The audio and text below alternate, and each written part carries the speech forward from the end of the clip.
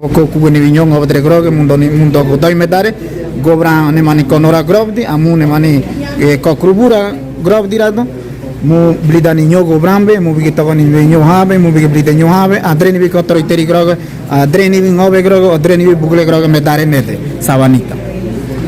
Bueno, gracias por esta oportunidad de la entrevista. Para mí fue como algo importante, primera vez, y esto es lo que dice la ley bien, ¿no? Trabajar en coordinaciones, en equipos para mejorar lo mejor para la población indígena. Eso es lo que se está marcando en el día de hoy. Ojalá con este podemos recibir buen fruto para la población de la comarca de Buglé. Con hora meter mundo tocan o cree que en el mundo tocan individual. Este es por primera vez que estamos aquí.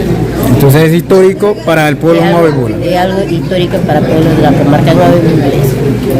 Entonces el proyecto que tú lo presentaste antes en las reuniones, ¿crees que los gobiernos lo van a tomar?